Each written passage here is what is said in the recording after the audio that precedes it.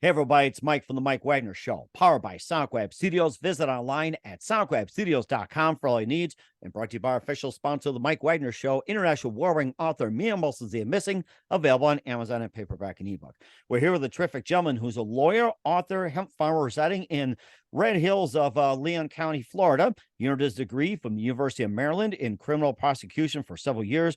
Also, private practice, representing clients and in criminal defense and family law. He also began work with a small publishing company in Florida and also writing full time. And he has a brand new book out there, which is about the story of how his family in a small farm operating in the interest in Florida, the hemp industry, which in 19, the success of the business. The book is called Green Rush Fever. And what's that about? We'll find out in just 1 minute. Live, ladies and gentlemen, from the Plus Studios in beautiful downtown Tallahassee, Florida, the multi-talented lawyer, author, hemp farmer in Red Hills in Leon County, Florida, with the book Green Rush Fever. Ladies and gentlemen, we've got Jimmy Jenkins. Jimmy, good morning, good afternoon, good evening. Thanks for joining us today. Good evening, Mike. Thank you for having me. Well, it's great to have you on board, Jimmy. So you're a lawyer, author, hemp farmer residing in the Red Hills of Leon County, Florida. You earned your degree from the University of Maryland. You've been a criminal prosecutor for several years. You have held private practice, representing clients in criminal defense and also family law as well. You began writing full time and you work with a small publishing company in Florida. You have a new book, which is about the story of how your family and with your small farm operation entering the Florida hemp industry in 19 and the success of the business. The book is called Green Rush Fever. And of course, there's always challenges, how you did it and everything, especially in the growing hemp industry, CBD and everything else. And before getting to all that, Jimmy, tell us how you first got started. Well, this all got started when my family and I were able to procure a permit to enter the industrial hemp pilot project that was the result of the 2014 Farm Bill passed by the Obama administration.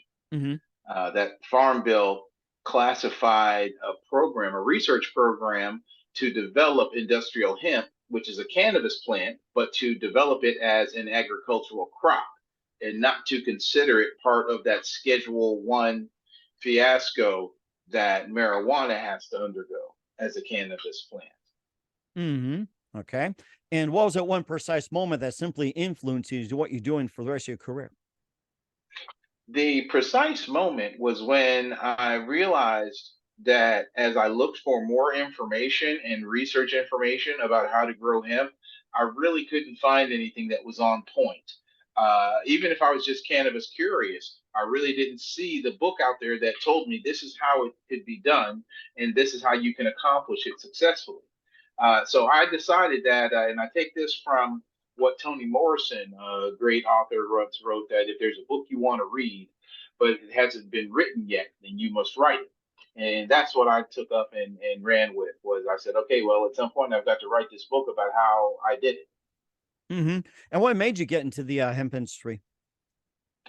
The fact that our family had been farming and that I was watching as the actual traditional farmers in the family grew older, and there was not a younger group of farmers coming along, even younger than me at that time. I Mm-hmm. was in my 40s when that occurred.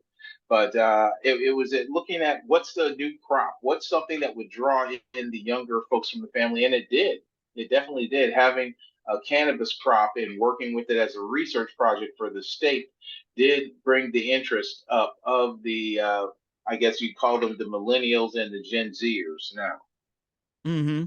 And certainly a lot of them as well too, taking advantage of the industry. And of course, being in the hemp industry has brought in billions and billions of dollars as well too. That it's not just good for the state. There's also a lot of uses for it as well too. And of course, with your farm as well too. That what are some of the uses that the customers have come to you for, like say with healing, medicine, or anything like that? Well, let me be clear. No customers actually came to us physically for any type, for digitally or physically, for any of our products, and that was only because the way things worked out for us. But there's about 25,000 uses for hemp right now that have been found. What has to really be done is that the industry has to be developed because you have to process the plant in order to develop those uses to their full capacity. Hemp can be turned into a fiber, a thread, and a thread fiber that becomes so strong and absorbent that it is used to soak up oil spills. It's been used to soak up oil spills out in the Gulf around Louisiana when some of the rigs had issues. So that's one of the uses, but the plant has to be processed heavily before it is ready to be used in that fashion. The most widely known use in the United States for hemp right now is CBD oil, and Hmm. that is the calm, relaxing oil tincture that you can extract from the hemp buds themselves. Okay. And also, you mentioned about some of the things that's used for hemp. What are some of the more little known uses for hemp that people don't know about and what should be known about? Right now, hemp is being used in a number of dashboards for automobiles How do you like because hemp. that? I like Yeah, that. yeah. Well, it serves the purpose, serves a couple of different purposes. Hemp is a super plant. Cannabis really is a super plant in the many uses that it has. But as far as replacing petroleum-based plastics, hemp is a bioplastic. It can be manufactured into a very safe bioplastic that's much stronger than the petroleum-based plastics that have currently been used for decades to replace the metal that used to be in the cars. I'm old enough to remember when dashboards were metal. I Uh, remember those. Yes, like the Fords, the Chevys, especially the Pontiacs, yes. the Buicks, like those big ones, and the Oh, Cadillacs, the beautiful. Lincolns. Oh my gosh, like you had to Darn take them. like chrome shine, chrome cleaner, turtle wax just to get the chrome in the dash Oh, itself. yeah. I remember that we had so much fun with it. Yes, yes, and I grew up with that here with the farming family here in Tallahassee, seeing those older big cars like that and seeing the metal, and now seeing that you can actually grow a plant that can be turned into a hard bioplastic that is biodegradable. You know, the current petroleum-based plastics do not degrade for 500 years, Mm, but the hemp plastic, the hemp bioplastic actually degrades was it starts degrading within 3 to 6 months because it's plant based hmm. and it's safe. I think Audi has a C60 electric vehicle that they market as all vegan because they replaced all the leather interior with a hemp based fabric that resembles leather of some kind, Hmm. but it is hemp. So there's a lot of different uses, and those really that showed me that there's really two uses I never imagined that could come about from the bark, the stalk of the hemp plant, not even the bud where you extract the oil, but from the stalk itself, you can create these other kind of products. Hmm. There was also something I read too that hemp was used back in the day to make the highways, the roads, and everything. Instead of asphalt, it was made with hemp. That was back in the day too. I solely remember that. Yes, hempcrete. One of the in the book I talk about one of the uses of hemp is hempcrete, and I discussed some of the advocates, especially engineers who worked in the building industry, who really were advocating for hemp to replace I guess, the lime rock based concrete that's currently used. Hmm.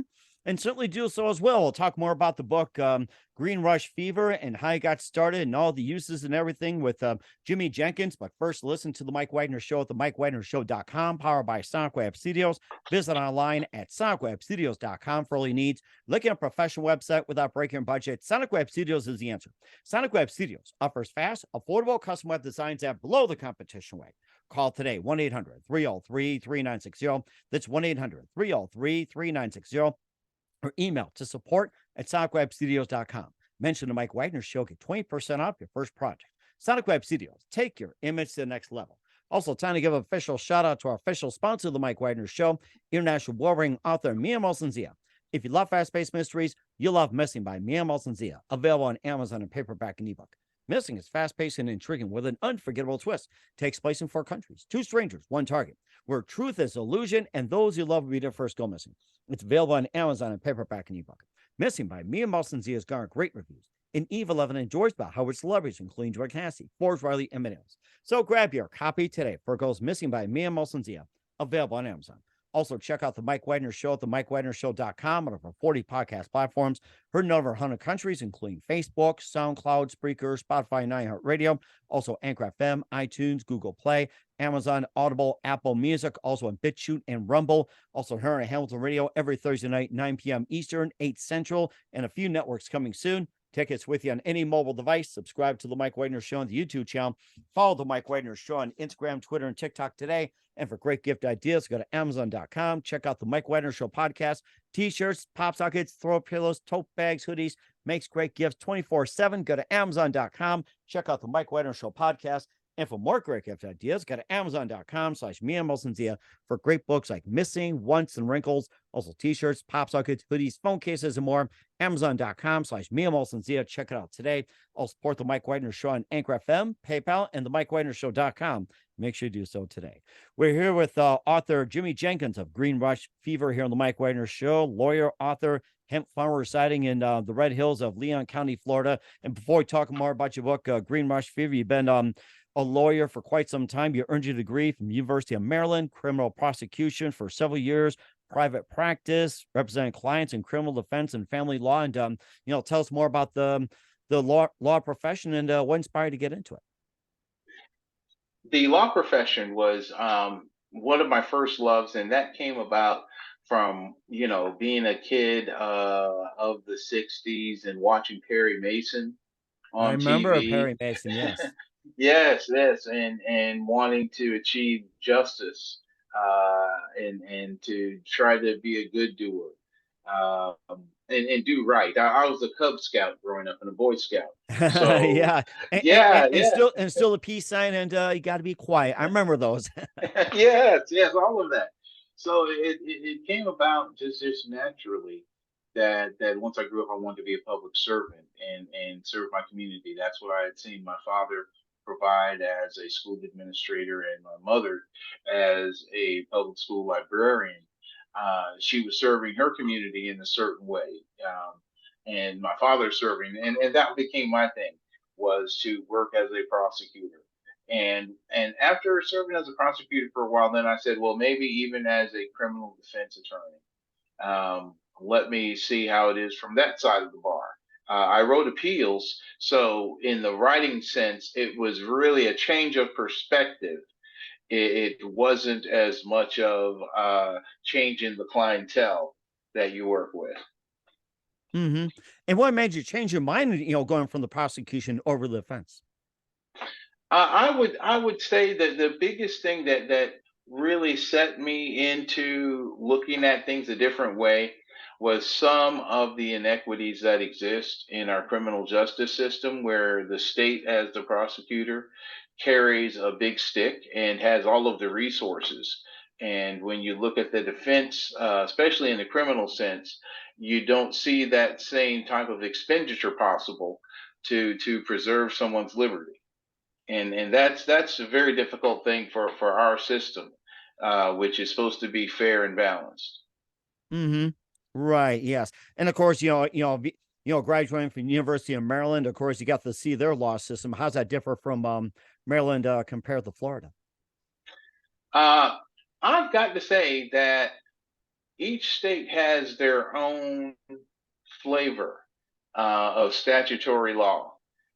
Even when we put together our package to acquire the hemp permit, even as a research project where we weren't allowed to sell it in the public, that's where we really saw that difference in statutory interpretation, the difference in implementation of even federal law.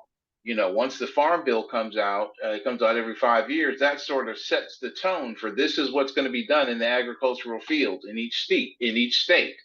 And one difference between a Maryland and a Florida was even the approach of is hemp an agricultural product, or is it going to remain classified and stigmatized like marijuana? And I can say New York really ran away with it because as soon as they were able to, they did make hemp a legitimate crop and decided to work as hard as possible. And that's because they're right there with Canada. Canada was one of the first. When President Obama met with Prime Minister Trudeau back in, I think, the Canadian government back in the early 90s had put together their pilot program and had seen their farmers, especially their small farmers, flourish with this new cash crop. So when it came time for Florida to have the opportunity, that's where I really saw the differences in the statutes. And it was I was not as much of a cannabis advocate back then as I was after watching that statutory interpretation go down. And I would say that even as a prosecutor, uh, in when you see how a judge or when you see how the system itself can work an interpretation to the disadvantage of average citizens at times, you say, you know what, I might be able to do something here to make a better difference. Hmm. And of course, you talk about the farm bill that's come up as well too. What are some of the big changes in the farm bill besides if hemp is considered agriculture or like you said on the other side is criminalized? And what are some of the key points in the farm bill as well that could be affecting Florida? Oh gosh, you've got me out of my water now. You got me out of my depth, Mike, with that question because I haven't had the opportunity and I haven't kept up with all of the cannabis law intricacies.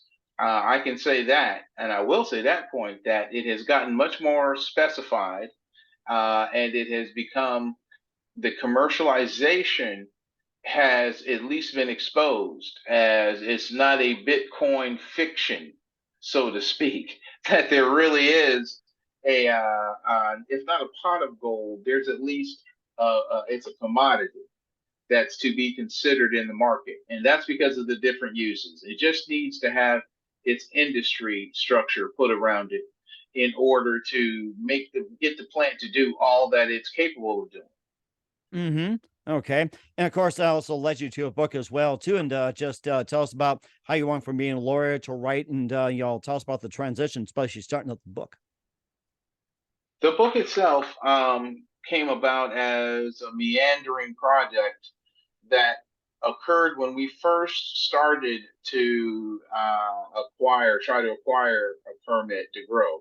And that was even before the statute was on the book back in 2018, 2019. Yeah, back in 2018, I would say. And at that point, that's when I started compiling all of the information that would end up being in the book. Um, by the time we knew that we had a permit in hand, that we started to actually grow the hemp, that's when the part three of the book took its format. When I actually talked about the plant itself and how it was growing and how it was developing and the care and techniques that we had to undertake as farmers, as lifelong traditional farmers, what we had to do in mixing some of our own experiential knowledge from farming in the past with this new modern crop, with this new modern plant to try to figure out here's how we can make it grow in our state, in our certain kind of soil, the clay, loamy soil that we have here in the Red Hills. It's fertile, but you do have to give it a good bit of cultivation in order to know what you're doing so you can keep that kind of a plant alive, and especially in the Florida climate. Hmm. And of course, it's also grows well too. And of course, more about the book with Green Rush View with author Jimmy Jenkins on the Mike Wagner Show, and of course, you had like 2,000 industrial hemp plants as well too. And there's also been some challenges as well too, like you know, being a family tradition, and of course, some of the issues you guys went through on and off the farm, and maybe a bit about the story about it actually took some time to get started, and some of the issues, and where some of the issues you encountered, and how'd you manage to overcome? Um, the way that we were able to overcome was a lot of faith in each other, a lot of family resiliency, in just believing that we could set a new course and do this project in a way that was ethically the best way possible, and morally the best way that we understood right from wrong to exist, and then just to farm it as you would any other crop. Even though you were doing different things with it after it was harvested, it still at the end of the day is a plant that's in the ground. That's it. And to make it grow at its optimal level, to get an understanding with it, that was one of the biggest goals that we had to be able to really achieve as part of a research project for the state. Hmm. And of course, you got a pretty good 2,000 farms as well too. And how many farms besides yours you currently have a hemp farm in Florida? Oh goodness. I would think that number is definitely in the hundreds. Wow. It's in the hundreds, if not the thousands. I believe it should be in the thousands. The year that we were able to obtain our research permit was the year that the agricultural commissioner was a politician by the name of Nikki Freed, and she had been a cannabis advocate before getting elected to the commissioner of agriculture position. So she threw the doors wide open as soon as she could after President Trump's 2018 Farm Bill. She made sure that the Florida Industrial Hemp Program was going to provide permits to every farmer who wanted one. And if you were farming under 5 acres of hemp, you could get a permit for free. Nice. Back when that was back when she was commissioner. She's no longer the commissioner anymore. But when she was commissioner, she really advocated and pushed for it. A lot of people did get the permits and gave it a go, gave it a good go. And they did much better than we did in certain cases. But I believe now the number is in the thousands. It's just that with the pandemic, and because hemp is still a labor intensive crop, until there's more research that's done about what machinery can be built to Hmm. harvest it better. It's a labor intensive crop, and something like a pandemic takes a big chunk out of your workforce. Especially for us, like we have a small family farm, it just dwindled our numbers down for healthy bodies and hands that could, get out there and get it done. Hmm. That's a rather interesting point. Talk about the pandemic and trying to come up with the farming equipment, what it takes, and everything else. And of course, it's growing as well too. And what sets your farm? What sets your farm apart from the rest of the farm crops in Florida? What sets our farm apart is that we really work the organic side of it. We try to approach our growing with those organic mindset, and that we're not just going to use a lot of pesticides on anything. Historically, we had a sugarcane syrup making operation. And as syrup makers, you're boiling down the actual juice from that plant just so that you can purify it and try to crystallize it and skim off any impurities. So we had always endeavored to go with low pesticide usage, low fertilizer usage. And even when we undertook growing with the hemp, we took that same approach. And we think that that was the part that did set us apart because those who did have an initial taste of our buds, our smokable buds, said that it was very refreshing. They were clean. They Nice. tasted very clean, just almost like they said eating lettuce rather than, Yeah. something. Or fresh coffee too, fresh water, whatever. Yeah. Yes, definitely. Definitely. Ah, definitely today. And what advice would you give to somebody if they're interested in starting up a hemp farm? I would say to buy my book. First of all, I have a copy around here somewhere, so I could actually hold it up and show it to you. But buy my book, that would be the first thing. And after you buy my book and give it a good read, then find a cannabis lawyer in your area and talk to them about how you can legitimately go about working with this super plant.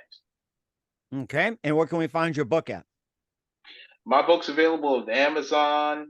It's available at Barnes and Noble, Books a Million, and all those different retailers as a paperback softcover book or as a digital online ebook.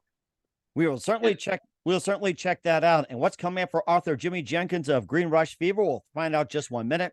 You're listening to The Mike Wagner Show at the MikeWagnerShow.com, powered by Sonic Web Studios, and brought to you by our official sponsor of The Mike Wagner Show, international warring author Mia Moses Missing. We'll be back with author Jimmy Jenkins of Green Rush Fever after this timeout.